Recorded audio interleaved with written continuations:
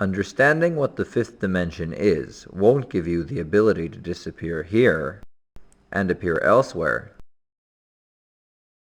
just as understanding that time is the fourth dimension does not give you the ability to disappear now and appear in the future or in the past. Understanding what the fifth dimension is will make it possible for you to understand what is the fifth dimension of each object that you see. Just as you can understand what is its first dimension, length, second dimension, width, third dimension, thickness, and fourth dimension, time. Without dimensions, there is only a dimensionless point that can't move in any direction.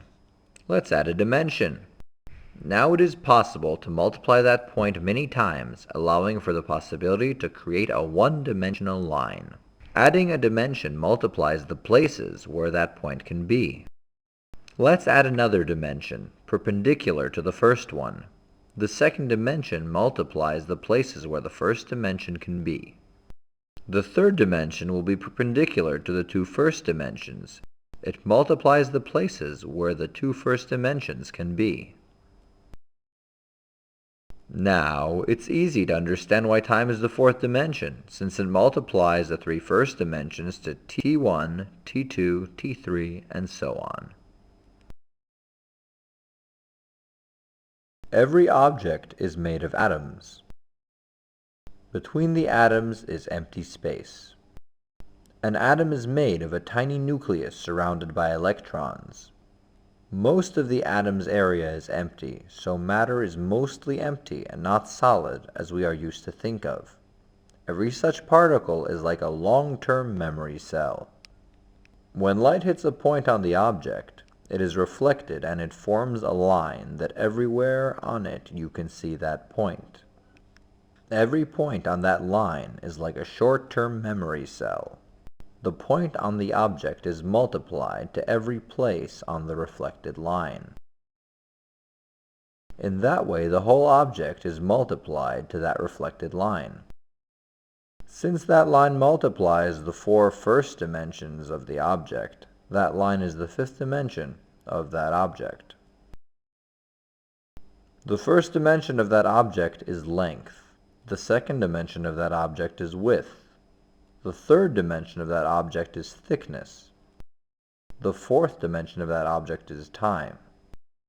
The fifth dimension of that object is information.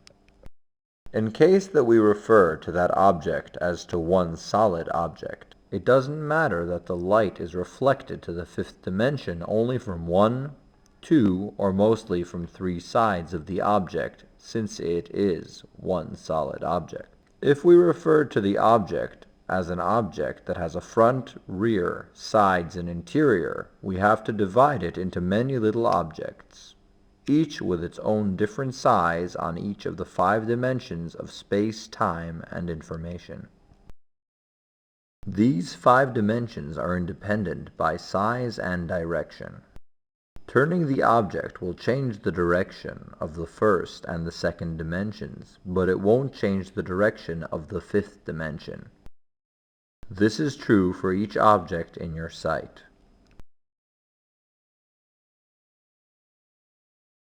Since information is the 5th dimension, I can take a 2-dimensional card and turn it.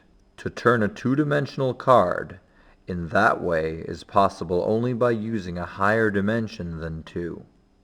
We didn't use the 3rd or the 4th dimensions, so we used a 5th dimension.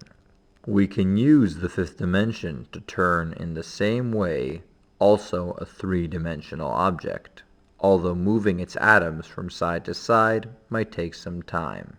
Theoretically, it definitely can be done.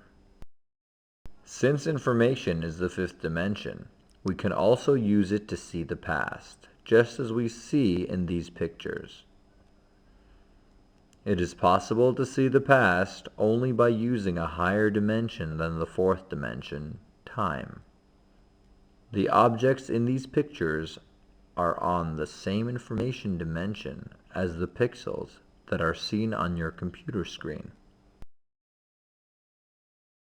Since the information is in volume and not just in a line, there are 3 information dimensions, the 5th, the 6th, and the 7th dimensions.